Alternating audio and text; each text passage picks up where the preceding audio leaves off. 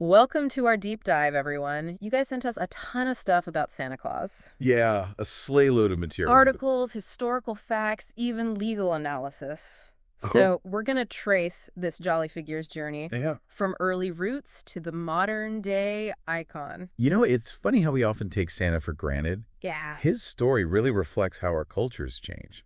it does. We've got Wikipedia entries in multiple languages, Yeah. articles from French news sites, the whole shebang. Cool. So we want to start at the very beginning Okay. and see if we uncover any surprises along the way.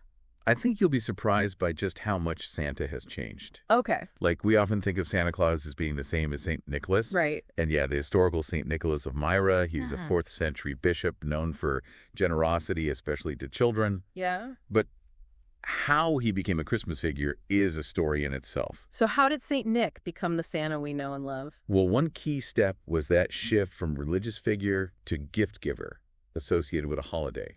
Like the Netherlands, for instance. Mhm. They celebrate Sinterklaas on December 6th. Okay. That tradition was super important for moving St. Nicholas away from the purely religious aspect Yeah. and towards a more like festive gift-giving role. So Sinterklaas is like a bridge between the historical St. Nicholas and our modern Santa. Exactly. And there's another cool detail about Sinterklaas. Okay. He arrives by steamboat from Spain, Really? accompanied by helpers called Zwarte Pieten. Wow. Kids leave their shoes out, Mhm. hoping they'll be filled with treats. Ah. It shows how even things like Santa can have super different traditions. Yeah, that's a great point. Yeah, It's easy to forget that our version of Santa isn't the only one out there. But even with Sinterklaas, yeah, we're still talking about early December. right. What moved Santa to Christmas Day specifically? Well, a lot of that can be traced back to writers like Charles Dickens. Oh, Dickens. His super popular Christmas books from the mid-1800s. Mhm. They really solidified Christmas as the time for gift-giving and good cheer. But Dickens was writing in England. Yeah, Our version of Santa is largely American, right? that's where the American illustrator Thomas Nast comes in. Oh, okay. Starting in the 1860s, Nast's illustrations for Harper's Weekly. Okay. They helped define Santa visually for an American audience. Interesting. The jolly fur-clad figure, Yeah. the North Pole residence. Yeah. Nast established all that. Wow. It's funny, though, his early Santas wore all sorts of colors. Oh. It wasn't until later that we got the red and white suit. Why do you think that image became so dominant?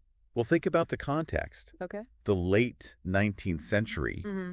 rapid industrialization, Yeah. rise of a new middle class. Yeah. Nast's Santa, with his generosity and abundance, Yeah. might have resonated with that era's aspirations. Interesting. He represented an idealized father figure, bringing joy and prosperity. It's like Santa was reflecting the hopes and anxieties of the time. Yeah, and speaking of different cults, Yeah.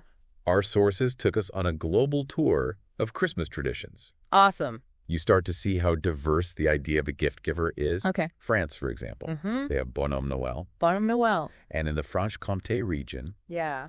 they have a gift-giving fairy. A gift-giving fair. Okay, I need to hear more about this. Well, imagine her as Santa's magical counterpart. Okay. Instead of a sleigh and reindeer, Yeah, right. she might flit through the night, leaving presents for good children. Wow. It speaks to different values. Mm-hmm. A focus on enchantment, Yeah. maybe a bigger role for feminine figures in folklore. That's super cool. Yeah. It's fascinating how these traditions are so different, even within a holiday as global as Christmas. Exactly. Take Italy's Befana. Okay. She's like a witch figure who delivers gifts. Okay. Or Cole on Epiphany Eve, Uh-huh. which is January 5th. Okay. Now, that tradition is interesting because Yeah. it taps into Italy's history of strong female figures, especially ones outside the good or bad binary. Interesting. Befana's complex, Yeah. a bit mischievous, and ultimately good. Yeah. It makes you wonder, Mhm. does your family have any unique gift givers or traditions? That's a great question for our listeners. Yeah. It's easy to get caught up in the Santa we know, Mm-hmm. but clearly there are so many other ways to celebrate. Absolutely. And even the Santa we think we know, Yeah. he's gone through so many changes, especially when it comes to gift giving. Yeah, Santa's role seems to have expanded beyond just toys for kids. Right? How did that happen? Well, one factor was the rise of department stores. Oh, okay. In the late 19th and early 20th centuries, Yeah. department stores helped transform Christmas into a massive commercial event. Okay. They created these elaborate displays, Wow. advertised heavily, Yeah. and promoted the idea that Christmas was for showering loved ones with gifts, Interesting. not just toys for kids. So department stores were key in turning Christmas into the shopping frenzy we see today. They played a big role, for sure. Yeah. They created this culture where gift-giving became central to the holiday, Yeah. and that included gifts for adults. Interesting how a business could shape holiday tradition. Yeah. Was this happening at the same time as the Romantic movement? You're right on the money. Okay. The Romantic movement emphasized emotion, Yeah.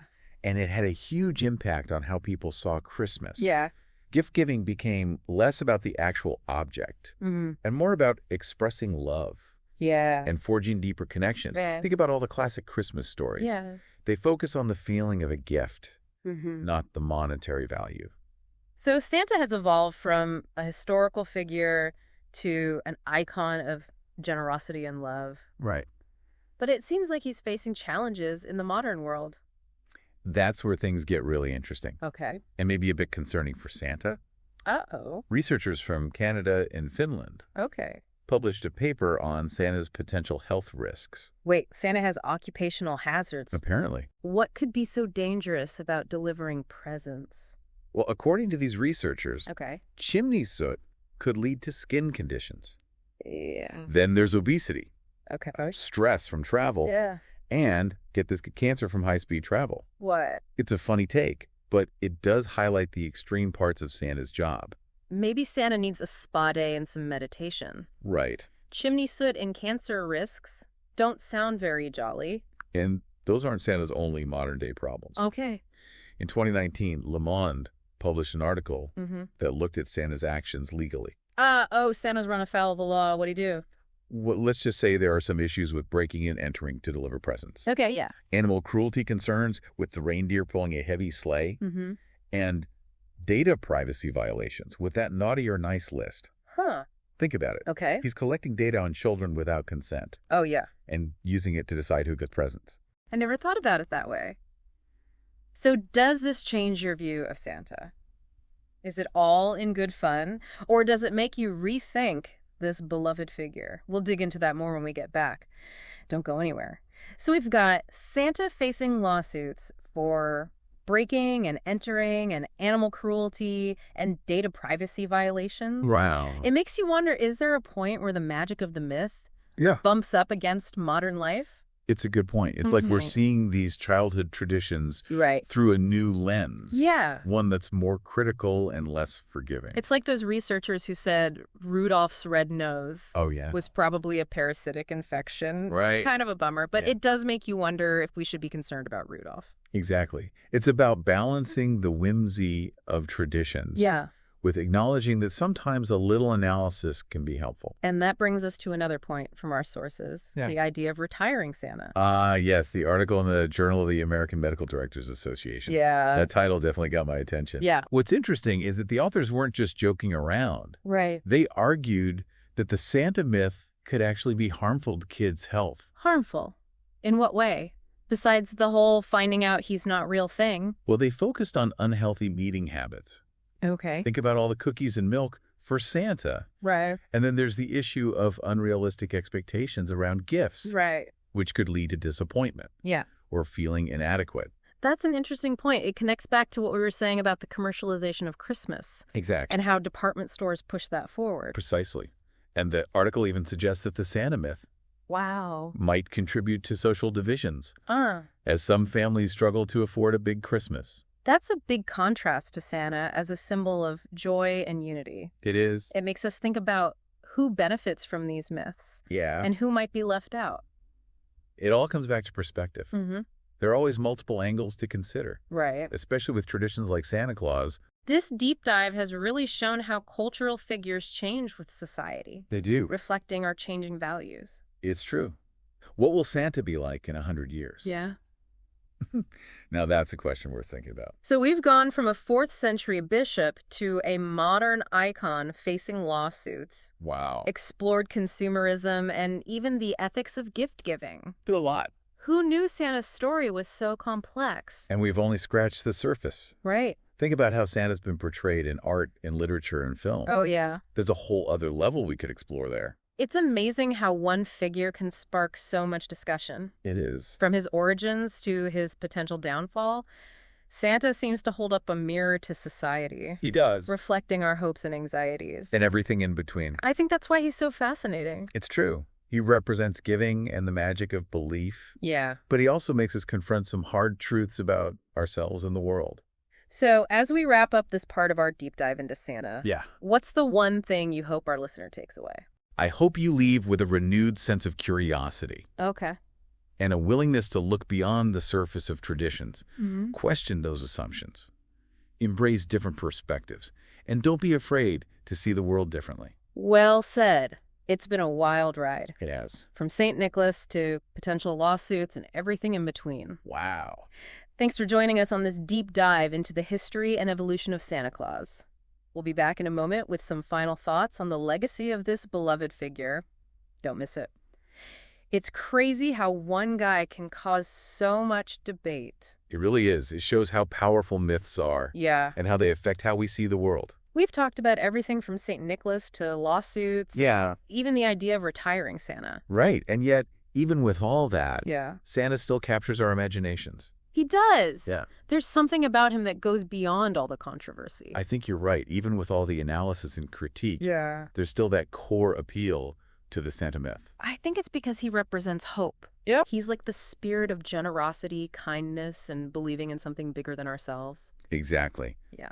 And maybe that's why he's been able to change so much over time. Right. Santa's almost like a blank canvas where we project our values, Okay. our desires, our anxieties. Yeah. He can be a symbol of commercialism 1 minute Yeah. and then selfless giving the next. It makes you wonder what he'll be like in 100 years. Right. Will he have a flying electric sleigh? Who knows? Delivering gifts with drones? That brings us back to Santa as a reflection of us. Yeah. As society changes, so do the myths we love. So as we finish up this deep dive into Santa, Yeah. what's the one thing you want our listener to remember? I hope you leave with a sense of curiosity Okay. about the figures and traditions that shape our lives. Mm-hmm. Don't just accept things at face value. Right. Dig deeper. Ask questions. Yeah. You might discover something new, even about something as familiar as Santa Claus. Well said. It's been an amazing journey. It really has. From St. Nicholas to modern-day legal troubles, we've covered it all. We have.